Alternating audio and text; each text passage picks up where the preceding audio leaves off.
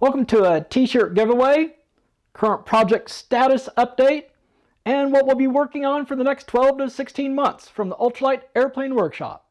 The channel recently passed 250 subscribers, so we're going to celebrate with a t-shirt giveaway for 3 lucky subscribers. The t-shirt's going to be the standard t-shirt for the channel, which is the channel logo, a small version up on the breast pocket area of the t-shirt, and then a much larger version of the logo on the back of the t-shirt. We will have 3 t-shirt colors available. They'll be black, green, and gray. The black and green t-shirts will have white lettering, and the gray t-shirt will have green lettering. And in case you're wondering, I made my own silk screens for these t-shirts, and I make the t-shirts myself. This video is going up on the 8th of November, so I'll wait 7 days until the 15th of November to do the drawing. I'll use some software to randomly select people who have subscribed to the channel and who leave a comment down in the comment sections for this video. The comment can be just about anything: what you're currently flying, what you'd like to fly, what you're currently building or would like to build, what you like about the channel, what you'd like to see more of on the channel, maybe some different things you'd like to see. Just about anything. If you happen to be watching this video through a Facebook link, don't forget that the Facebook comments won't work. You'll have to go over to YouTube and leave a comment on this video on YouTube. On the 15th of November then, I will make a video of the selection process and announce who the winners are. If you're not a subscriber yet, go ahead and subscribe and leave a comment. If you're just thinking about subscribing, let me give you a little idea of what we're currently working on and what we're going to work on. We're currently working on the design for the UWS-1 Ultralight airplane.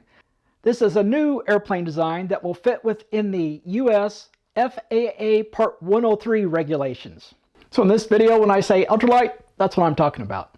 One of the goals for this ultralight was to power it with electric batteries and electric motors. One of the problems with doing that, though, is flight duration. You'd really like to stay up for quite a while, and traditionally electric batteries with electric motors just don't even come close to comparing to the gas-powered alternative. Well, what can we do to try to increase that endurance? We don't have a whole lot of weight for adding more batteries. The FAA's Part 103 regulation for ultralights only allows us to go up to 254 pounds empty weight. So what can we do? Well, one of the things we can try to do is reduce drag. Typically, ultralight airplanes are very draggy. We got struts, we got flying wires, we got the pilot out in the open.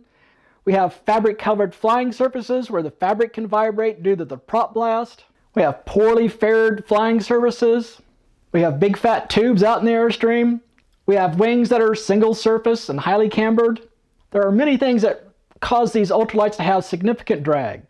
Well, I was thinking about ways to reduce drag.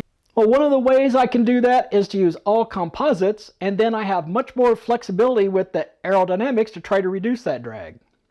So that's what we're currently working on, the aerodynamics for the ultralight, and we're learning about the properties of composite sandwich construction so we can make the airframe light and stiff. That's what we're working on now, the aerodynamics for the flying surfaces, the wing, horizontal tail, and vertical tail. Next, we're going to concentrate on the controls, so that will be rudder, elevator, ailerons, and flaps. Right now, we're getting ready to concentrate on the shape of the rudder. Following that, we'll work on the aerodynamic loads and then the structure for the rudder. Simultaneously, we will start building a plug for the rudder, and then molds, and then we will build a rudder. And during all this, we will continue learning more about our composite sandwiches, building samples, and testing them. So that's our near-term work. Longer term, of course, is going to be building the rest of the UWS-1 Ultralight, and then there are going to be side projects associated with that. We have to figure out our motor selection, our electronic speed controller, and our batteries. And to aid in that, one of the little side projects we're going to have is to restore a weed hopper ultralight. And then we will use that as a test bed for our motor, battery, and electronic speed controllers that we're going to choose. And possibly some of that we might build ourselves. For example, the electronic speed controllers and batteries we just might build ourselves. And possibly sometime in the near future, we will find a Titan Tornado or a Thunder Gull to restore. The reason for choosing those 2 ultralights, and I'm talking about the ultralight versions of those airplanes, is that they have a very clean aerodynamic design. And they should have similar flying characteristics to the UWS-1, excluding the issue that there's 2 motors on the UWS-1. So they should make fairly good transition airplanes for transitioning into the UWS-1 Ultralight. In particular, the Thundergull that has the 28-foot wingspan.